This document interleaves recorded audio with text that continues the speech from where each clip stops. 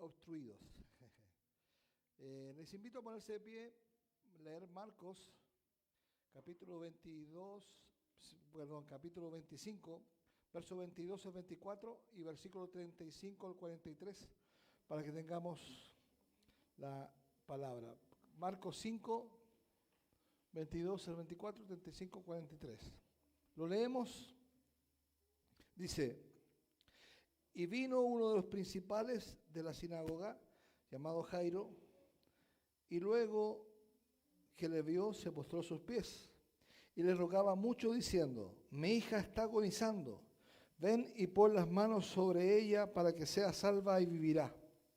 Fue pues con él y le seguía una gran multitud y le apretaban. Pero una mujer, versículo 35. Mientras él aún hablaba, vinieron de casa del principal de la sinagoga diciendo: tu hija pues ha muerto. ¿Para qué molesta más al maestro? Pero Jesús, luego que oyó lo que se decía, dijo al principal de la sinagoga: no temas, cree solamente. Y no permitió que le siguiese nadie, sino Pedro, Jacobo y Juan, hermano de Jacobo. Y vino a la casa del principal de la sinagoga y vio el alboroto y a los que lloraban y lamentaban mucho. Y entrando les dijo: ¿por qué alborotáis y lloráis? La niña no está muerta, sino duerme.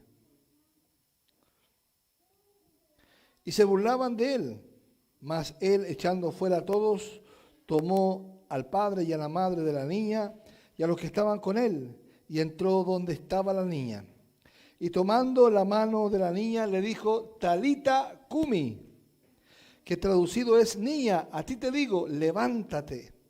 Y luego la niña se levantó y andaba, pues tenía 12 años, y se espantaron grandemente.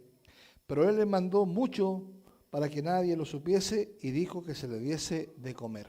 Amén. Tomen su asiento, hermanos. Bueno, en este pasaje vemos la historia que nos cuenta la narración de un hombre llamado Jairo. Jairo, que era líder de la sinagoga, que era el principal de la sinagoga, era el líder de la sinagoga. Y este líder, este principal, este importante personaje de la vida civil, estaba enfrentando la crisis más grande de su vida, hermanos. Su hija estaba al borde de la muerte. Siempre hay situaciones límites en nuestra vida que nos llevan a nosotros a realizar ciertas acciones. Algunos que nos encontramos en situaciones límites nos lleva a pensar en el suicidio, nos lleva incluso a pedir un préstamo en demasía, nos lleva a robar, nos lleva a meternos en donde no debemos meter, ¿cierto? Pero también la desesperación nos puede llevar a Jesús, a los pies de Jesús. Y este hombre es que estaba bajo presión, que estaba al borde de la muerte, en su desesperación, hermanos, acudió a Jesús. Gloria a Dios. Uno podría pensar que acudir a Jesús es lo más normal de la vida. Pero pregúntense cuántas veces nosotros acudimos a Jesús. ¿Cuántas veces? A través de esta historia, Dios nos va a enseñar lecciones profundas sobre la fe, la confianza y su poder sobre la muerte misma. Hoy día vamos a explorar 3 puntos principales. La fe en medio de la desesperación se llama. Y este título me suena como raro, ¿no? Fe en medio de la desesperación. ¿Se puede tener fe en medio de la desesperanza?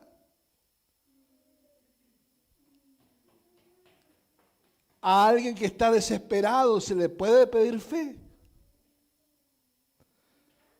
Naturalmente, la respuesta es no.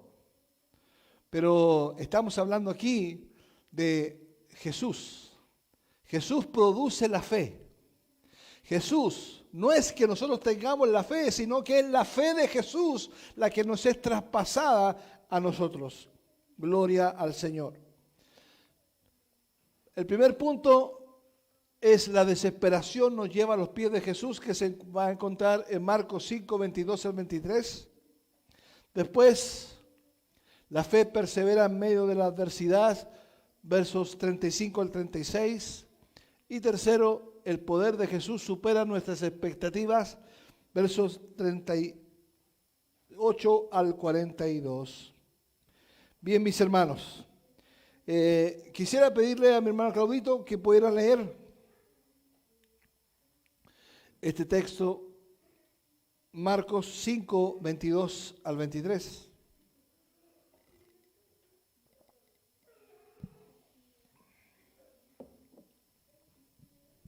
Dice así la palabra del Señor. Y vino uno de los principales de la sinagoga, llamado Jairo, y luego que le vio, se postró a sus pies y le rogaba mucho, diciendo: mi hija está agonizando, ven y pon las manos sobre ella para que sea salva y vivirá. Amén. Bueno, en este primer punto de nuestra exposición nos encontramos con una escena conmovedora y reveladora. Jairo, un hombre de alta posición social y religiosa, se encuentra de rodillas ante Jesús.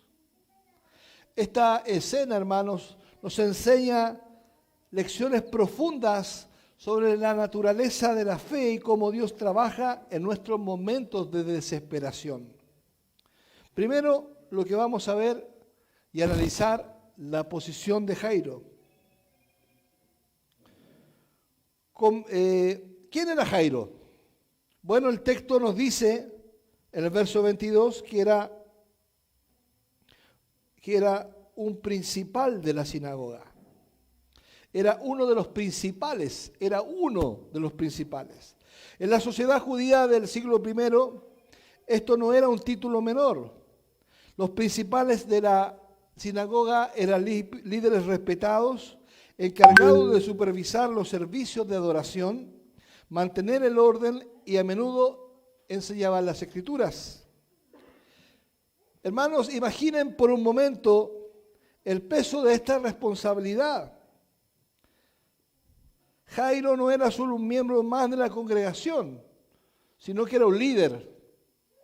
Yo les pregunto a los líderes de aquí de la iglesia, ¿qué les gustaría ser? ¿Miembros normales de la congregación o ser líderes? Yo pienso que a veces ser miembros normales de la congregación, ¿cierto? Porque el peso es grande. Y había un peso de responsabilidad.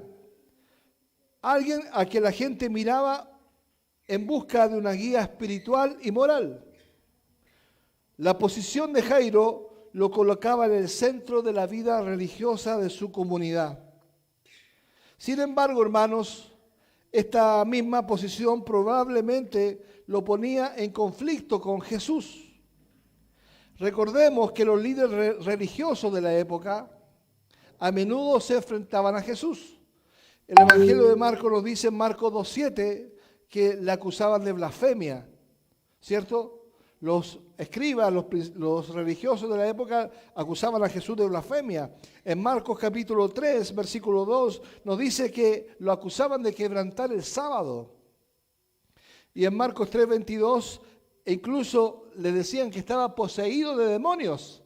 O sea, la posición de Jairo era una posición adversa para ir a Jesús, porque él representaba todo lo contrario a Jesús.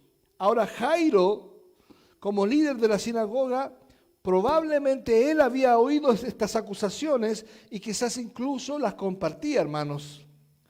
Pero aquí está la belleza del Evangelio. Dios no discrimina basándose en nuestras preposiciones o prejuicios previos. Aleluya. Él, hermanos, está dispuesto a recibir a todos los que vienen a Él con un corazón sincero, sin importar su trasfondo ni su estatus. Gloria a Dios. Segundo, la desesperación humilla. Observemos ahora la acción de Jairo, que dice el verso 22, y luego que le vio, ¿qué pasó? ¿Qué pasó, hermanos?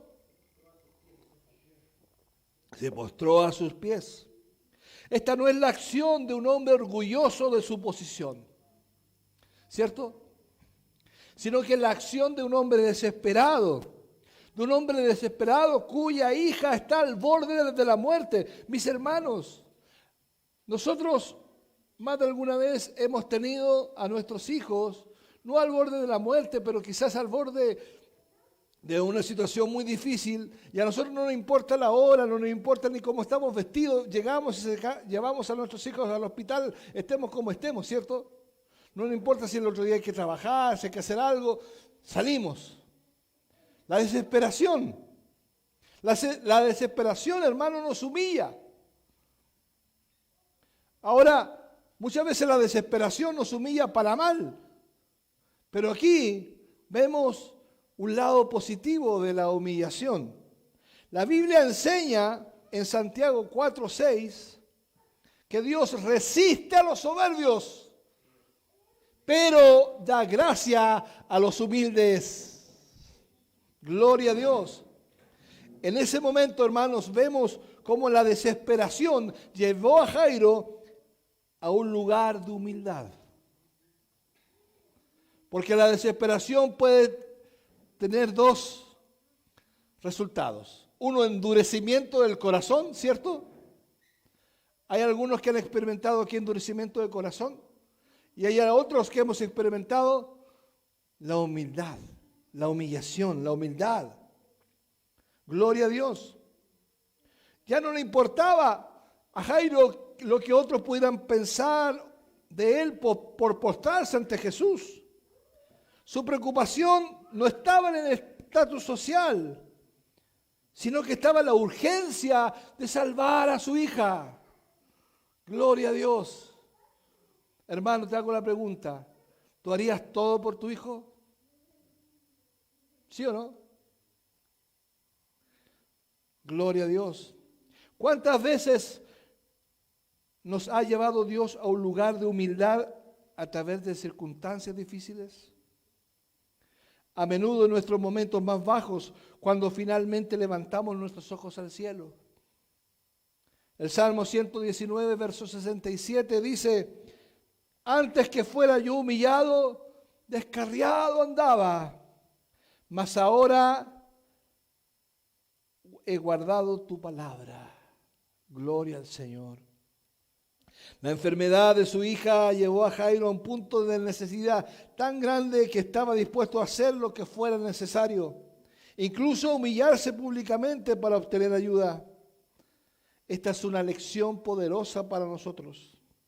A veces Dios permite circunstancias difíciles en nuestras vidas para llevarnos a un lugar de dependencia total en Él. Gloria a Dios. El tercer punto dice que la fe nace en la adversidad, hermanos. Finalmente vemos cómo la fe de Jairo nació en medio de la adversidad.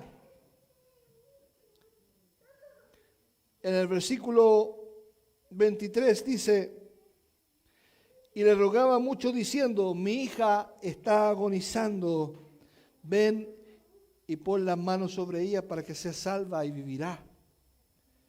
Estas no son las palabras de alguien que está probando su suerte, hermanos. Son las palabras de alguien que cree firmemente que Jesús tiene el poder de sanar. Gloria a Dios.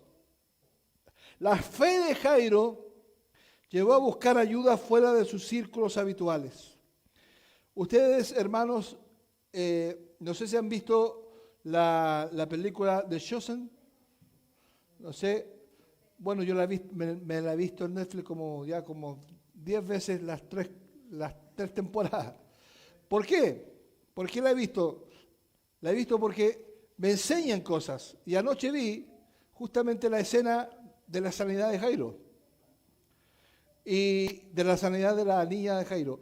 Y ahí dicen algo que no está expresado aquí en el Evangelio, pero hacen un poquito de ciencia ficción espiritual y dicen que Jairo había leído los documentos, las cartas que había escrito un Yusif, que era un escriba, que le había escrito para mandarlas al Sanedrín, y lo que había escrito eran los hechos milagrosos de Jesús.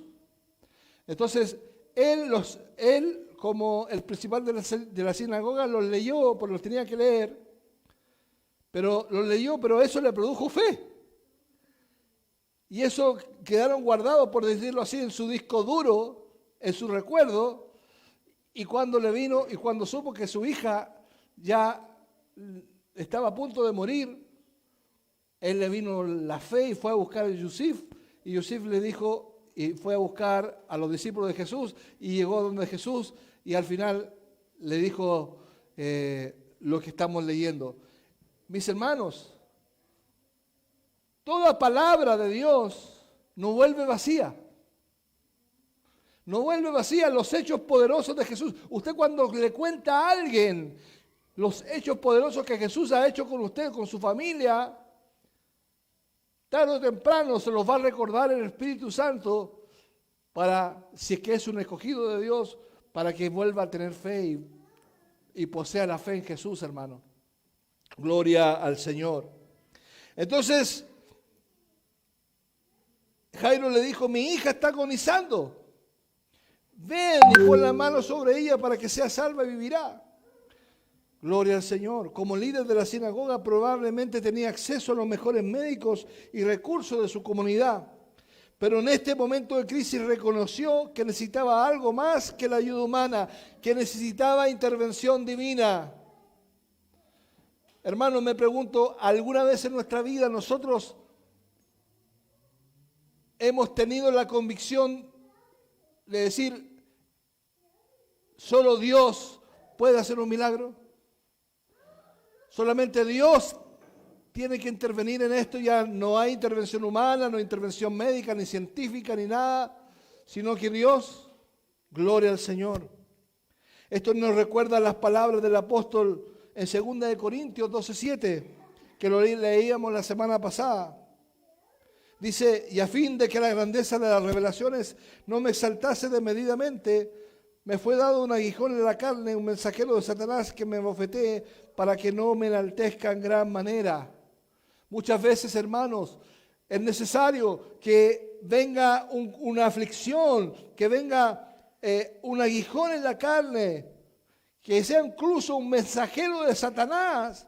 ¿Para qué? Para que no nos enaltezcamos en sobremanera. A veces, hermanos, Dios permite dificultades en nuestras vidas para llevarnos a una dependencia más profunda de Él. Gloria al Señor. La adversidad tiene una manera única de exponer nuestras limitaciones y mostrarnos nuestra necesidad de Dios. ¿Por qué? La pregunta es, ¿por qué siempre cuando tocamos fondo miramos al cielo?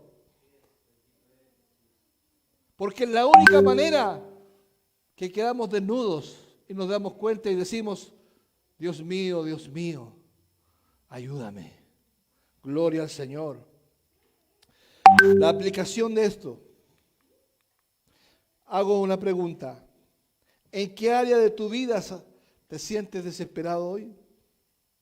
Tal vez como Jairo te estás enfrentando a una crisis de salud en tu familia. O quizás estás luchando con problemas financieros, relaciones rotas o dudas espirituales.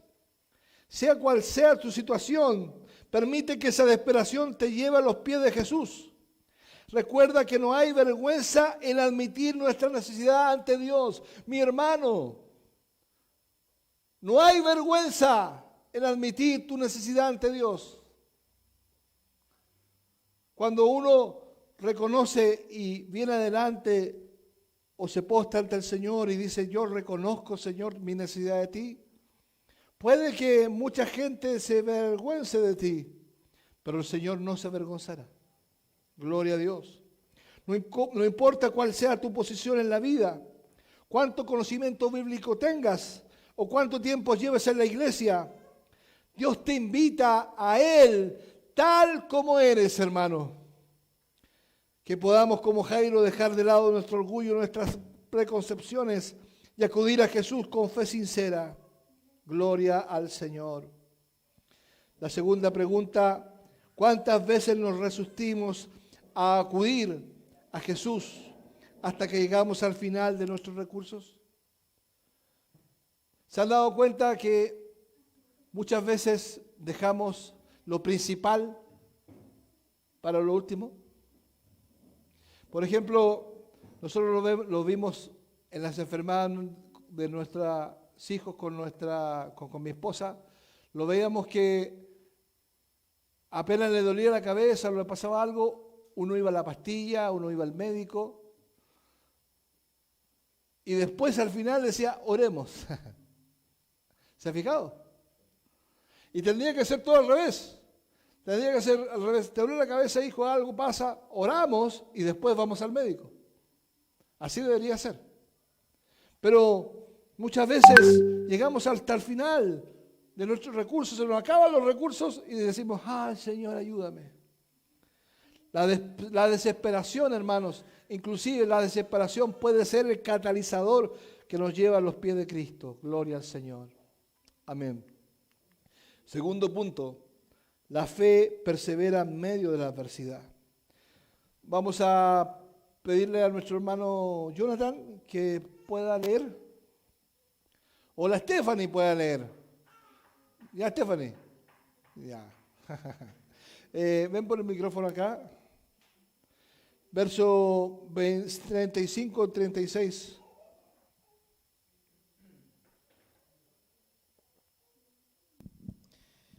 Mientras él aún hablaba, vinieron de casa desde el principal de la sinagoga diciendo, tu hija ha muerto, ¿para qué molestas más al maestro? Pero Jesús, luego que oyó lo que se decía, dijo al principal de la sinagoga, no temas, cree solamente. Aleluya. Amén. Ahora nos encontramos en la segunda parte de esta exposición y este pasaje nos enseña lecciones profundas sobre la naturaleza de la fe perseverante y cómo Dios obra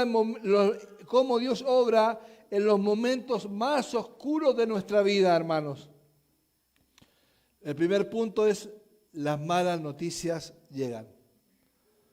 Mis hermanos, siempre llegan las malas noticias, ¿cierto? Siempre. Siempre llegan. Yo recuerdo el 18 de septiembre del año 2012, estábamos con los hermanos de la iglesia, estábamos celebrando el 18 de septiembre, estábamos en el pueblito de Las Vizcachas, eran como las 4 de la tarde, estábamos todos pasando los chanchos, jugando, todo, pasando los chanchos, digo yo, y llegó una noticia, mi mamá falleció. Mi mamá estaba en el hospital, estaba en coma y claro, fue de un momento para otro. Fue desesperante eso, hermano. Yo creo que a cada uno de nosotros nos ha sucedido eso, ¿cierto? Que ha irrumpido la mala noticia. Ahora, Jairo con el corazón palpitante de esperanza, él caminaba junto a Jesús hacia su casa. Y estaba caminando lleno de esperanza, pero de repente le llega la mala noticia y le dicen, tu hija ha muerto. ¿Qué quiebre más grande, hermanos? En un instante toda la esperanza parece desvanecerse. Esta noticia, hermano, no solo es devastadora emocionalmente, sino que también plantea un desafío espiritual. Y además los mensajeros le añaden de su cosecha. Le dicen, ¿Para qué molestas más al maestro? Esta pregunta refleja una mentalidad común. La idea de que hay un punto en el que incluso Jesús no nos puede ayudar. Hermanos, muchas veces nosotros decimos, ¿para qué vas a ir a la iglesia si ya está todo listo? Pero mis hermanos, Jesús siempre está ahí. Ahora, ¿cuántas veces en nuestras propias vidas hemos enfrentado situaciones que parecían irremediables? Tal vez un diagnóstico médico terminal, la pérdida de un ser querido, un sueño que parece haber muerto. En esos momentos es fácil pensar, es demasiado tarde, ni siquiera Dios puede hacer algo ahora. Hermanos, si nosotros hemos dicho alguna vez, ni siquiera Dios puede hacer algo ahora, nos tenemos que arrepentir. Nos tenemos que arrepentir. Porque el Evangelio nos enseña que para Dios nunca es demasiado tarde, hermanos. Nunca es demasiado tarde. Como dice el Salmo 23:4, dice, aunque ande en valle de sombra de muerte, no temeré mal alguno. ¿Por qué? Tú estarás conmigo. Aleluya. Gloria al Señor. Frente a esa, hermano, es terrible cuando uno tiene esperanza y te llega la mala noticia. Dos cosas pueden suceder. O uno se arroja al piso, se desfallece, o se toma de la mano de Jesús. La respuesta de Jesús, ¿cuál fue? Verso 35. Verso 36 dice, pero Jesús luego que oyó lo que se decía, le dijo al principal de la sinagoga, ¿qué le dijo? No temas, cree solamente. Antes de que pudiera siquiera procesar la noticia, Jairo, Jesús interviene y le lanza el salvavidas y le dice, no temas, cree solamente. Estas palabras son más que un simple consuelo, hermanos. Son una invitación a una fe más profunda. Siempre Dios te va a llevar a una fe más profunda, hermano. Siempre. Jesús no niega la realidad de la situación. No le dice, no te preocupes, tu hijo está bien.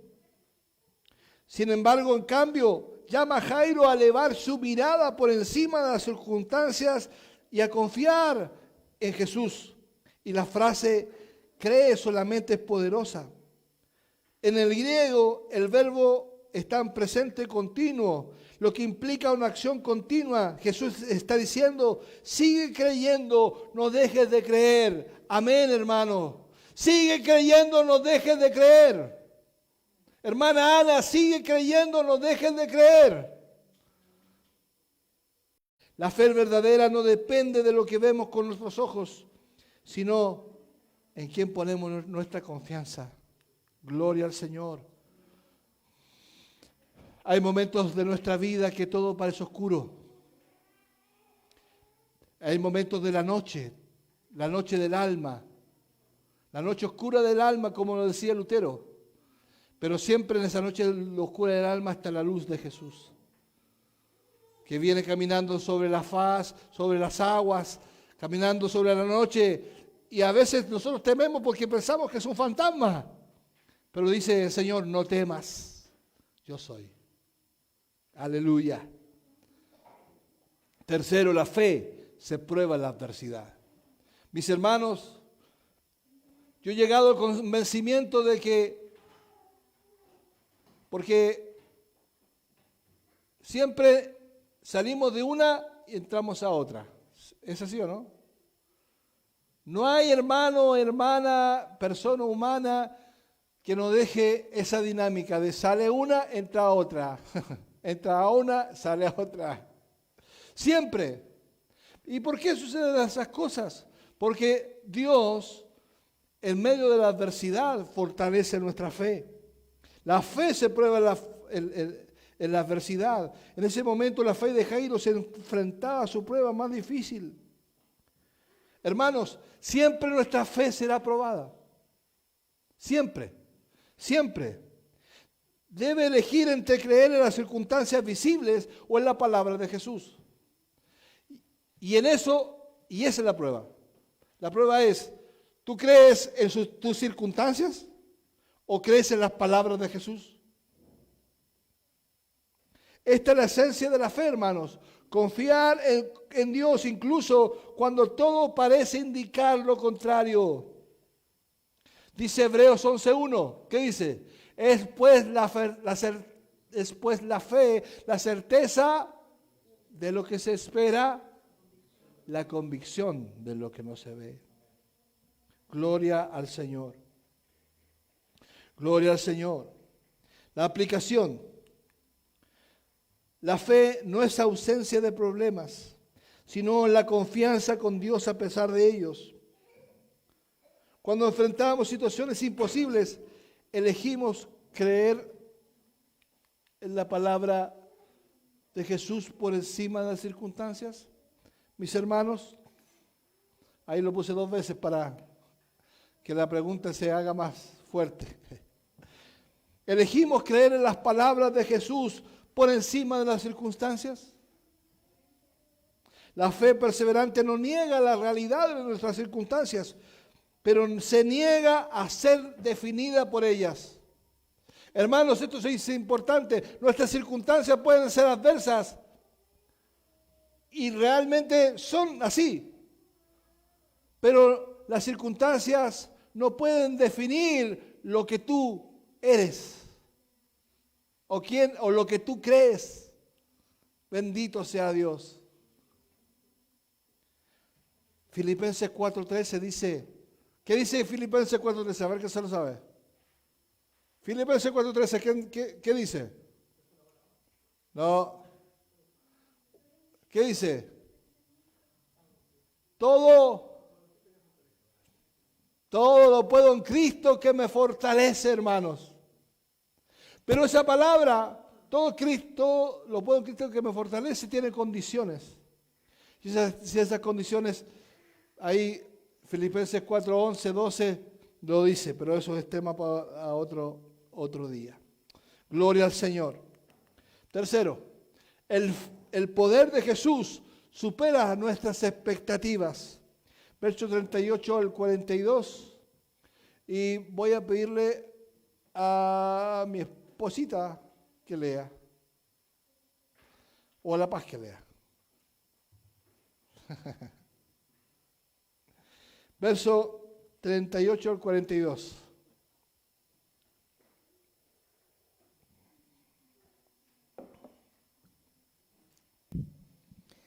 Cinco 38 al 42. Y vino a casa del principal de la sinagoga y vio el alboroto y a los que lloraban y lamentaban mucho. Y entrando les dijo: ¿por qué alborotáis y lloráis? La niña no está muerta, sino duerme. Y se burlaban de él.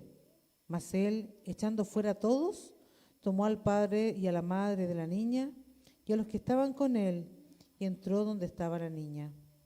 Y tomando la mano de la niña le dijo: Talita cumi, que traducido es: niña, a ti te digo, levántate. Y luego la niña se levantó y andaba, pues tenía 12 años. Y se espantaron grandemente, pero él les mandó mucho que nadie lo supiese y dijo que se le diese de comer. Amén. Bueno, llegamos al clímax de nuestra narración, donde la fe se encuentra cara a cara con la realidad de la muerte. Hermanos, ¿cuántas veces te tocó ir a orar por alguien? Oraste con fe, saliste de la oración y a los minutos se murió. ¿Te pasó eso alguna vez? A mí también. Me pasó varias veces me ha pasado. Que al final me llamaban para que orara por los enfermos para que se murieran luego, no para que se sanaran. Y eso trajo unas preguntas a mi vida. ¿Por qué? Pero bueno, La fe se encuentra cara a cara con la muerte. En este pasaje vemos cómo el poder de Dios manifestado en Jesús triunfa sobre la desesperación más profunda y nos da una imagen poderosa de la esperanza que tenemos en Cristo. La escena de desesperanza. La desesperanza. Y nos dice que vino a la casa del principal de la sinagoga y vio el alboroto y a los que lloraban y lamentaban mucho. Hermanos, el aire estaba cargado de dolor y desesperación. Los llantos y lamentos llenaban cada rincón de la casa. Esta realidad cruda y dolorosa de la muerte es una realidad con la que todos nos hemos enfrentado o nos enfrentaremos en algún momento. En la cultura, hermanos, judía de la época, el lamento de los muertos era una práctica común y a menudo incluía las plañideras profesionales. Las plañideras profesionales son las mujeres llamadas y pagadas que iban a llorar a los entierros. En Chile se llaman las lloronas, que antes se practicaba mucho en los campos. Este alboroto que Jesús encuentra no solo es una expresión de dolor personal, sino es una declaración pública y comunitaria de que la muerte ha tenido la última palabra. Esta escena nos recuerda las palabras del apóstol Pablo en 1 de Tesalonicenses 4:13, donde habla de aquellos que no tienen esperanza. Sin Cristo la muerte parece ser un final definitivo, dejándonos en un estado de desesperación total. Pero hermanos, ¿cuántas veces nos hemos sentido así en nuestras propias vidas, rodeados por circunstancias que parecen gritar que todo está perdido?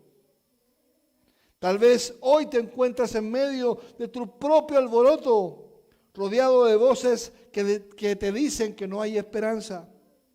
Pero hermanos, Jesús cambia la realidad. Y entrando les dijo, ¿por qué alborotáis y lloráis? La niña no está muerta, sino duerme. Bendito sea Dios. Hermano, tu sueño no está muerto, duerme. Gloria a Dios. En medio de esta escena de desesperación, Jesús hace una declaración sorprendente. La niña no está muerta.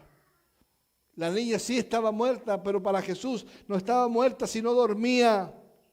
Con estas palabras Jesús no está negando la realidad de la muerte, sino redefiniendo su naturaleza y su poder. Para Jesús la muerte no es el final definitivo que parece ser para nosotros. Es más, Jesús dice que hay que morir para vivir. Ahora, la reacción de la gente es muy reveladora, que dice que se burlaban de él. Su incredulidad y burla reflejan la limitación de la perspectiva humana.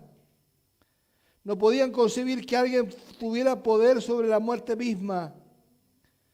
¿Cuántas veces nosotros mismos hemos limitado a Dios con nuestra incredulidad? ¿Cuántas veces enfrentamos situaciones que parecen imposibles? Pero nosotros, la pregunta es, ¿confiamos en el poder de Dios para cambiar nuestra realidad? Hermanos, el tercero, el poder de la resurrección. Lo leo yo, Marcos 5, 40 al 42 dice, mas él, echando fuera a todos, tomó al padre y a la madre de ella y a los que estaban con él, y entró donde estaba la niña, y tomando la mano de la niña le dijo, Talita cumi, que traducido es, niña, a ti te digo, levántate. ¿Y qué pasó? Y luego la niña se levantó y andaba, pues tenía, ¿qué edad tienes tú, Stephanie? 12, 11, ¿qué edad tienes? Bueno, esta niña tenía tu edad, tenía 12 años, 11, 12 años, y se espantaron grandemente. ¿Te imaginas, Johnny, si tu hija estuviese así, estuviese con los ojos cerrados y aparentemente muerta, y el Señor le dice, a ti te digo, niña, levántate, y se levanta? Gloria a Dios. Ellos se espantaron, dice, se espantaron. vieron como un fantasma. Finalmente, hermanos, llegamos al momento culminante. Jesús, con su autoridad divina, toma la mano de la niña y la llama a la vida. La resurrección ocurre de manera inmediata y completa. La niña no solo vuelve a la vida, sino que se levanta y anda, y más encima tiene hambre. Una señal de que alguien está sano es que tiene hambre. Aleluya. Casi todos estamos sanos aquí porque todos tenemos hambre a esta hora ya. Este milagro, hermanos, es una poderosa demostración del poder de Dios sobre la muerte. Es un anticipo de la victoria final de Cristo sobre la muerte a través de su propia resurrección. Como Pablo declara en 1 Corintios 15, 54 al 55, dice: sorbida la muerte en victoria. ¿Dónde está, oh muerte, tu aguijón? ¿Dónde, oh sepulcro, tu victoria? La resurrección de esta niña nos recuerda que en Cristo la muerte no tiene la última palabra. La última palabra la tiene Cristo. Gloria al Señor. Incluso, hermanos, si nosotros ahora viniera un rayo, nos partiera y todos muriésemos, la última palabra no la tiene la muerte, la tiene Cristo, porque Cristo ya nos resucitó. Nosotros ya, si nuestro corazón deja de latir en este instante, inmediatamente vamos al cielo. Inmediatamente. Gloria a Dios. No es por obras para que nadie se gloríe, sino que es por gracia. Gloria al Señor. Jesús dijo: yo soy la resurrección y la vida. El que cree en mí, aunque esté muerto, vivirá. Gloria al Señor. Aplicación. ¿Qué áreas de tu vida parecen estar muertas hoy? ¿Hay alguna área de tu vida que aparentemente está muerta hoy? ¿Qué sueños o relaciones o esperanzas has dado por perdido? Mis hermanos, la semana pasada hablábamos acerca de esto mismo también.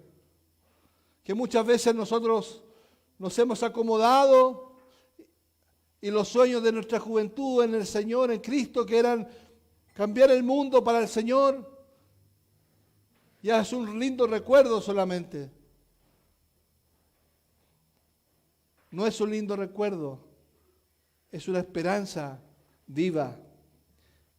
El mismo Jesús que resucitó a la hija de Jairo tiene el poder de traer vidas a esas áreas, hermanos.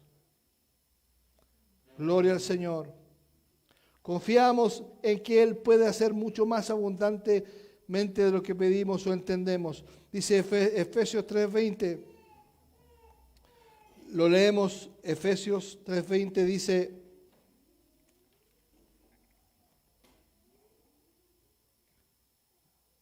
y aquel que es poderoso para hacer todas las cosas mucho más abundantemente de lo que pedimos o entendemos, según el poder que actúa en nosotros, el poder del Espíritu Santo. Gloria al Señor. Mis hermanos, puesto de pie, por favor. Conclusión. La historia de Jairo y su hija nos recuerdan varias verdades poderosas. La primera, que nuestros momentos de desesperación pueden ser oportunidades para acercarnos a Jesús con humildad y fe. Mis hermanos, nuestros momentos de desesperación pueden ser oportunidades para acercarnos a Jesús con poder y humildad, a Jesús con humildad y fe. No importa la gravedad de tu circunstancia, hermana, aprovéchala como un puente para acercarte a Jesús. Amén. Segundo, la fe verdadera persevera incluso cuando las circunstancias parecen contradecir las promesas de Dios. A veces la muerte llega a tocar nuestra puerta y nosotros decimos: pero Señor, tú me has prometido vida eterna, y parece que eso va a claudicar, pero el Señor tiene la última palabra. Tercero, el poder de Jesús supera nuestras expectativas y limitaciones humanas, incluso venciendo la muerte misma. Gloria al Señor. Hoy, sea cual sea la situación que enfrentemos, recordemos que servimos a un Dios que puede hacer lo imposible. Tal vez estés en un momento de desesperación como Jairo, o quizás te encuentras rodeado de voces que te dicen que ya es demasiado tarde. Escuchemos la voz que nos dice: no temas, cree solamente. No temas, cree solamente. Que esta historia, hermanos, esta narración de la Biblia, el Evangelio, nos inspire a acudir a Jesús en todo momento, a perseverar en la fe incluso cuando las circunstancias parecen oscuras, y confiar en su poder que va más allá de nuestra razón y entendimiento. Amén. Oremos al Señor. Amado Padre Celestial, te damos gracias, gracias, gracias, gracias por tu palabra que nos recuerda tu poder y tu amor. Dios, gracias por enviar a Jesús, quien vino a traernos vida y vida en abundancia. Perdónanos por las veces que hemos dudado de tu poder o hemos confiado más en nuestras circunstancias que en tus promesas. Señor, te pedimos que aumente nuestra fe. Aumenta nuestra fe. Ayúdanos a acudir a ti en nuestro momento de desesperación, a perseverar en la confianza cuando todo parece perdido y a creer en tu poder que supera toda expectativa humana. Que seamos testigos de tu poder resucitador en nuestras vidas y en la vida de quienes nos rodean. Señor, te pedimos que uses nuestras experiencias, incluso las difíciles, para acercarnos más a ti y para que otros puedan ver tu gloria. En el nombre de Jesús, quien tiene poder sobre la vida y la muerte, oramos. Amén y amén. Hermanos, vamos a entonar un canto, y mientras entonamos este canto, yo voy a bajar del altar y le ofrezco una oración. Si usted tiene, si esta palabra le ha tocado y quiere que ore por usted, ahí estaré esperándole para recibirle y orar por usted. Amén.